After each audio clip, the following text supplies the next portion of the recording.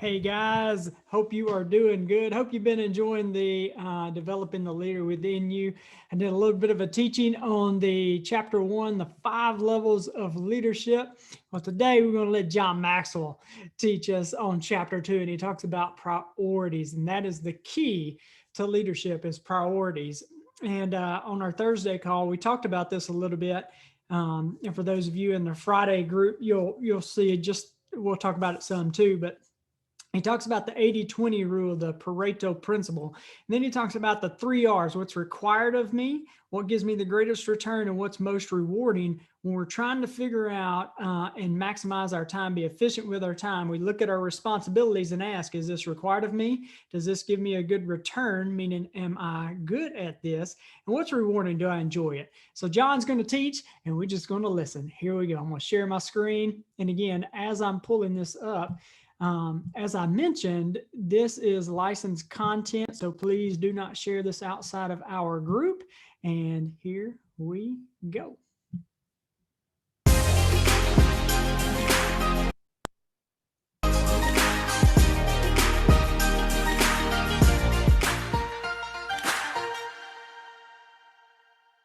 In section number 2, I talk about the key to leadership, which is priorities. And I want to start this lesson off by just basically saying that we hear a lot about time management. And whenever I hear about time management, it just kind of amuses me because there's no such thing as time management. I know, it's people say, well, I'm taking a time management course, and I'm just saying, that'll be interesting. Tell me how you manage something that's already set. Unless I miss it, if you manage or don't manage time, it's still 24 hours in a day. Are you with me? You don't need to watch it. You don't need to manage it. In fact, it goes by itself. There's nothing about time management that will work for you. You see, it's not time management that we need to work on. It's priority management. It's not the time that we have that's the problem. It's what we do with the time. And this is all about chapter 2, in developing the leader within you, how to prioritize your life. You see, it was in 1971, and I was working on a business degree, and I was in a marketing management class, and I was taught for the first time the Pareto principle. I can still remember as I was being taught this incredible principle, and I'm writing it down and trying to grasp it from the professor that day. I can still remember saying to myself, if I can grasp this well and practice it well, this will change my life. I knew back then that what I was learning in that classroom that day had life-changing potential for me. And I have become a student and a practicer of Pareto all of these years. Because that day, while I'm writing these notes down, I realized 2 things. First thing I realized was that I was doing too many things in my life. And the second thing I realized was I was not only doing too many things in my life, I was doing the wrong things. That's a recipe for disaster. Doing too many wrong things. That never turns out right.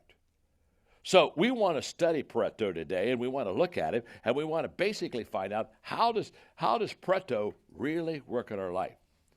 And so what I've got for you here is I've got a very simple little diagram, and I'm going to walk you through how priorities and return really work in your life and how they work in my life.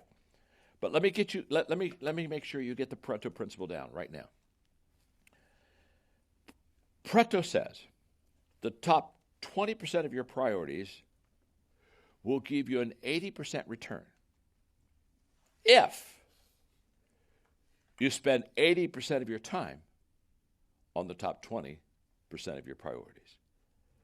It's a very, very simple one.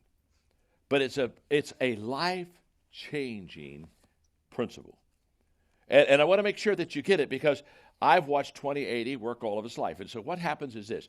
You prioritize your life correctly, the top 20% of your things. In other words, you have 10 things to do. If you have 10 things to do, here we go. The top 2 things will give you an 80% return. So here's a person doing 2 things, getting an 80% return. Here's a person doing 8 things and getting a 20% return. That's where the expression, it's not how hard you work, it's how smart you work, comes from. That's why you have to evaluate or stalemate. Because what happens is every one of us have got to make sure that we got our priorities right and that we're only doing the top 20%. Pareto basically says, if you've got 10 things to do, you should be doing 10 things. Oh, that's powerful.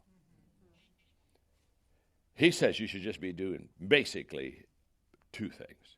Spend 80% of your time on doing 2 things. Don't, because that's where the return is going to be. In fact, I love this. I brought this card with me, and I thought I'd read it to you because I told you I've studied the 20-80 principle all of my life, and because I have, I've just got it down. And so just see if you don't connect with this. For example, 20% of the roads have 80% of the traffic jams. Isn't that true? I mean, in Atlanta, I lived here for quite some time, and there were some roads you just don't go to. I mean, it's just going to be, there's just a bunch of people out there on those roads, you understand. Okay, this is a little bit about drinking, but 20% of the drinkers will consume 80% of the beer. Huh? Hit me again, Sam, hit me again. And 20% of the students will participate in 80% of the classroom discussion. And I'll just hit this one and move on very quickly, ladies. 20% of your clothes are going to be worn 80% of the time. Mm-hmm. So if you want me to come and help you clean out your closet, it's a spiritual gift in my life, trust me. In business, 20% of the customers will bring in 80% of the profits. And 20% of the employees will generate 80% of the problems. Oh, isn't that fun, huh? If you got 20 people working for you, you got about 4 of them they're work, aren't they? Huh? They're working for you, but you got to work on them all the time. 20% of the salespeople will generate 80% of the sales. 20% of the information produces 80% of the decisions. You don't need everything. You just about 80% of your decisions could be made on 20%. Boy, this is true. 20% of your people will take 80% of your time. Mm-hmm. And guess what? Almost always, they're the wrong 20%. Almost always. Let me put it this way. If they're coming to you, they're the wrong 20%. Almost always. And 20%, now this is not always true. I got to put a disclaimer on this one. I shouldn't even tell you this one. 20% of the book contains 80% of the content.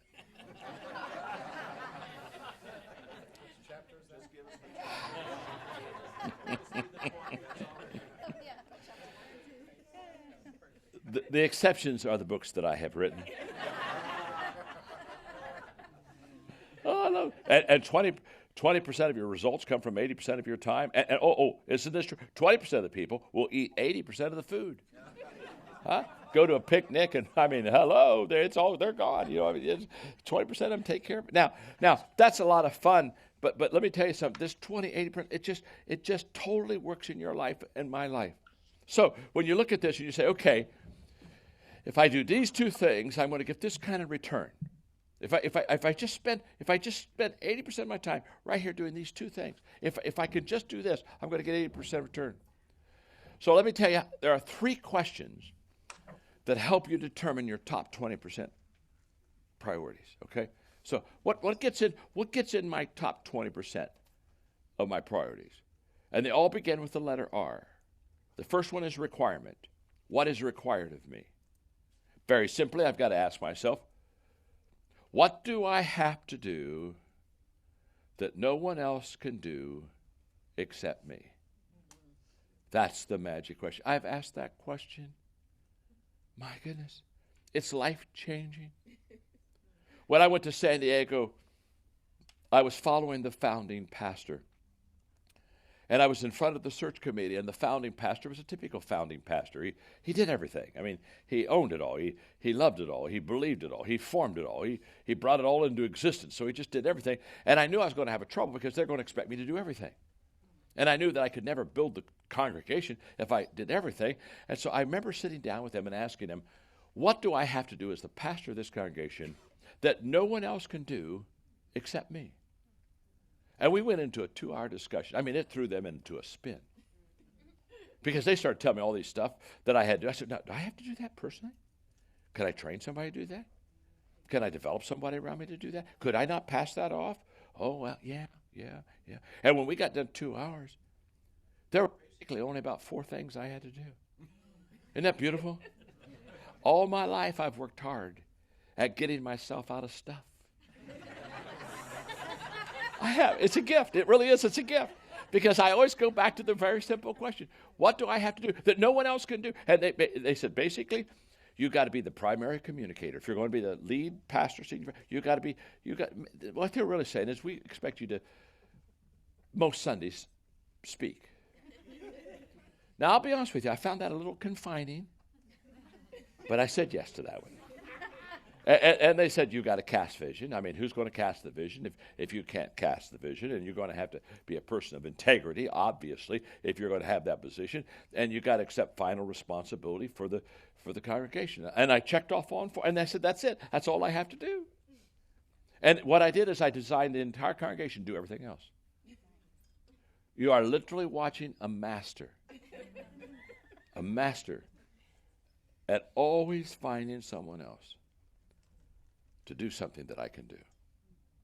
And the excuse that most people make is, well, they don't do it as well as me. First of all, who called you Messiah? And when you get over that problem, let me tell you something. They will only do it as well as you if you train them and develop them and give them time. But I learned a long time ago, if they can only do it 80% of what I can do, it's still better to pass it off and train them and move into areas where I can. So, requirement. The second R is return. What gives me my greatest return? In other words, when I do this, it just really is profitable, okay? What's my return? And your return is always going to be in 3 areas. Giftedness, what are you gifted in? Experience, what have you done well and you're proven successful in? And growth, what are you learning and what are you growing in? Because what you're learning and growing in is what you're passionate about, and what you're passionate about almost always has a good return for you. So requirement, return, and the third R is reward. What is rewarding in my life? What is rewarding to me? Because whatever that is, you're going to migrate to that anyway. Because people do what they want to do. People do what they love to do. That's the passion question. Now, here's the key. And the reason I'm teaching this 3 R's with Pareto is very simple. Because we're trying to figure out what that top 20% is so we can get that 80% return. Are you with me? Yep. And the 3 R's will help you get your top 20%. That'll help you figure that out. You know you're there when you line up the 3 R's. It's kind of like lining up the stars, okay? When you can line up the 3 R's, when you can say what's required of me is also what gives me my greatest return, which is also what gives me my greatest reward. When they're the same thing, you're cooking. And can I tell you something? That's exactly where I am in my life. But let me tell you something. It takes a while to get there. In the beginning, what you're going to find out, what's required of you isn't what gives you your greatest return. You just have to start working. Are you with me? And so in the beginning, you're just doing a whole bunch of stuff, and you're saying, I'm really not good at this. It's not good. It doesn't matter. Shut up. You're just a rookie. Keep working. Just keep working. Keep working. But here's what happens. As you get better, you get to choose the 3 R's. You get control over those 3 R's. In the beginning, you don't have that. But as you get better, you begin to understand how they work, how to line them up and make them really work for you. And why do we do this? Because once you do this, you become more productive and you have a greater margin in your life. And both things are important. Productivity, getting a greater return, but also having margin. And margin is the space It's the space that exists between what you're doing and the limits of how much can you do. And there's a space between here's what I do and here's all that I can do. And that space between that is the margin. And your goal is to have margin. It's very simple. The reason that you want to have margins is that's where you can spend your time thinking and being creative. Listen to me carefully. The greatest sufferer of a lack of margin is you lose your thinking and creative time. And when you lose your thinking and creative time, it's only a matter of time until you give up your leadership. Because leadership is being able to see more, see before, see greater. Are you with me? And you have to have margins to do that. And when you're so busy that you lose that time, you begin to lose what I call that leadership edge. And I used to have this, what I call faulty thinking. This is an area I was very weak in, not having margins in my life. Very, very weak in. In fact, I failed miserably in it. But I had faulty thinking. I had this faulty thinking of thinking that I would create margins when I get caught up on my work. Now, let me tell you something. That's stupid. That's not only faulty thinking, that's just stupid thinking. Because guess what? You never get caught up on your work. Is there anybody in this room that ever got caught up on their work? I mean, just one day you said, oh my God, I'm just, what do I do with today? I'm just caught up. Oh my gosh, this is amazing. Everything is nailed down. This is now. You never get caught up with your work. And so therefore, if you're waiting for that to create margins, you never will. And the other one is, people need me. If you think people need you, you'll never create margins because, can I tell you something? There is a line that never stops of needy people. And there today are thousands of people that need John Maxwell. Are you with me? Yes. And if I play that game, well, you know what? The people need me. I would love to have margins in my life, but there's just people, they need me. I'm here to tell you right now, they'll always need you. What you've got to decide is how many of them do you need? Hello? You see, your calendar will be full. The question is not will your calendar be full. The question is who fills your calendar. If other people fill your calendar, you're now working on their desires and wishes, and you're not getting your return. You've got to set your calendar. You've got to figure out who those people are. And I'm going to talk about that in a moment because the value of margins is that you get energy renewal and you get more creative thinking time. And I'm here to tell you, if you're a leader, you better have energy renewal and you better have good creative thinking time. So how do you create those margins? You practice the Pareto principle on priorities. We've talked about that, but now I'm going to bring you to another one for a moment. We're going to talk for just a second about people. Because the 20-80 principle not only works with priorities, the 20-80 principle works so powerfully with people. In other words, if you have 10 people in your organization, you've got 2 of them that are giving you about 80% of the return. And you got about 8 of them that are giving you about 20% of the return. Isn't that true? All people are not created equally. And the dumbest thing that we can do as leaders is give all people equal time. In fact, here's the problem. The people at the top that are productive, the people at the top that are producing for you, can I tell you something? They don't want much of your time. You know why they don't want much of the time? They're out producing.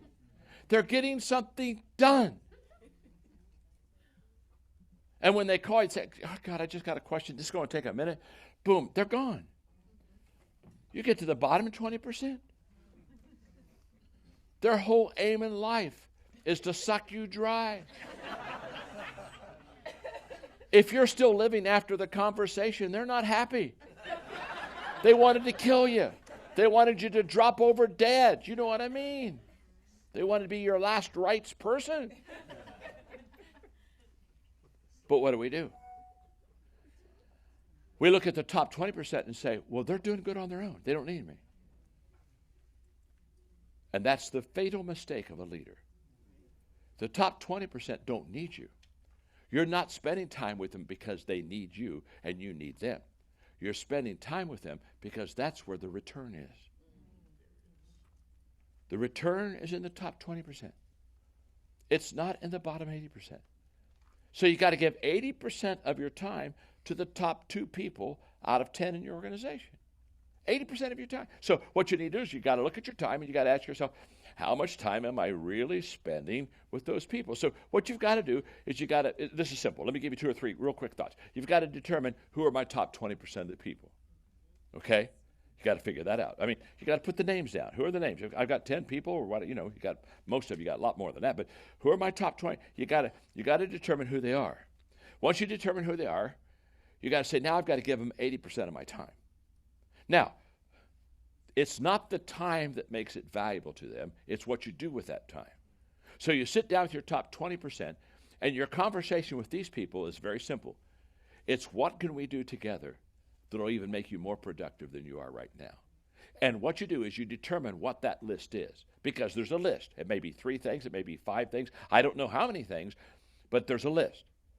Whatever that list is, that's what you do with that top 20% of the time. You're over there working with them, you're spending that time there, you're hanging in there with them, and you're making sure that you're getting out of them exactly what you want. Does that make sense to you? This is huge, folks. So it's not like I know who my top 20% is, so boy, we go out to dinner every week. Go to dinner by yourself. What do you do at dinner? What's the conversation that is making them and you better? So what you got to do is figure out what the top 20% need from you and you need from them to continually get better. Whatever that is, you stay right there all the time. Mark Cole is my CEO. Obviously, he's not my top 20%. He's my top 1%. And when we get together, we spent 3 hours together last night. When we get together, he has his list. And his list, he goes through his list and he says, okay, so some of these things, John, I just want to let you know what's happening. So it's information list. Some of those are, let's discuss this together. What do you think about this? Some of this list is, here's some decisions I made. Just want you again to know what they are. But we spend all of our time on that discussion list because the things that Mark says, if you can just think this through with me, if you can talk this through with me, we'll get better. And that's what we spend. So when we're together, he determines the list. Now, you see how empowering that is? Now, why should he determine the list? Because he's the closest to the work, not me. So the person closest to the people ought to be setting the agenda. And so therefore, he sets the agenda, and I serve him. Now, what I want you to know about this top 20% and what you do with that time with them, here's what I want you to know. Almost all the time with the top 20%, you're serving them. You're serving them. And so it's kind of like, Mark, what can I do to make you better? What do you need from me, Mark? What do you need from me? He says, here's what I need from you. This is what you got. Why? Because it's helping him produce. It's keeping him moving forward. Anything that I can remove distractions from him, my goal is to remove distractions and things that would pull him down, and my goal is to give him things that will lift him up so they can produce. Does that make sense to you? Yeah. So Pareto, this is a phenomenal teaching in chapter 2 of Developing the Leader Within You. And I just want to say to you this, that this is the most life-changing principle I've ever applied to my life. Nothing has allowed me to produce what I've been able to produce like Pareto. And I learned it in business college. And so for 50 years, basically, I've been perfecting Pareto. And what I understand about it is this. The better you get at this, the more you'll compound the success in your life. This is the gateway to compounding everything you want in your life. So you got to grab it, you got to study it, you got to figure out who those top 20% of people are, you got to figure out what those top 20% of the priorities are. And it's very simple. Here's how I started, and I'm going back to closing this chapter out with here's how I started. When I heard that in my business class, and I said, okay, I got to get Pareto under my belt. The first question I asked myself when I did anything is, do I need to do this? I just said, now, do I need to be doing this? And what I found very quickly is a lot of stuff I didn't need to be doing. In fact, I found out not only I didn't need to be doing, a lot of stuff I was doing, nobody needed to be doing. Hey, that's lower than delegation. That's called dumping. Okay, just dump it, back it up, and dump that sucker. Are you with me? In other words, I didn't even need to. It wasn't even. I had some things in my life. It wasn't even worth delegating to somebody. You know what I'm saying? Just dump it, John. Dump it. So do I need to do this? After I decided that it needed to be done, the second question I asked was, can someone else do it now? And I love that, can someone else do it now? Because if somebody around you can do it now, that's the quickest way to get on your priority path. Give it to them right now, okay? What I found was that the third question helped me if the second question wasn't true. If I didn't have anybody to do it now, I would ask myself the third question, can someone else be trained to do this? And I found that almost if answer number 2 was no, then there was a yes, and I can train someone else to do it. And so I decided to spend my time in developing and training people. Now, listen to me very carefully. Every one of us have had this experience where we've poured our time into somebody, we've developed them, we've equipped them, we've given them 100%, and they're just rising, and then all of a sudden they leave us.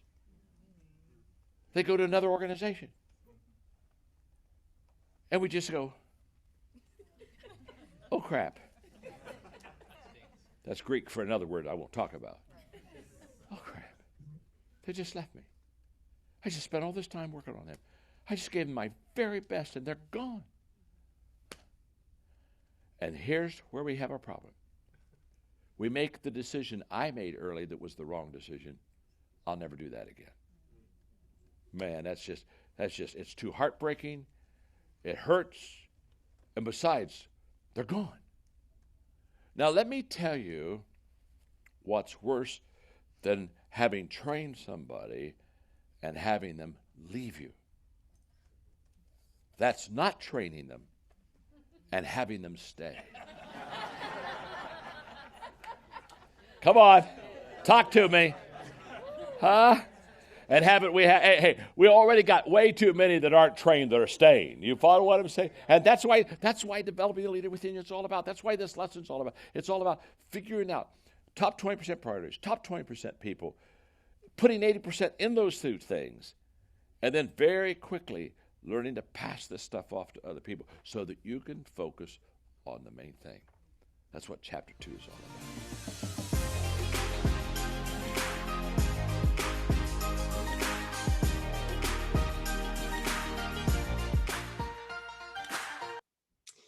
All right, guys, that was good stuff. Love to hear your takeaways on that. Big things right there. He talked about the Pareto principle, the 80-20 rule. He talked about the 3 R's, and then he talked about putting in some white space, right?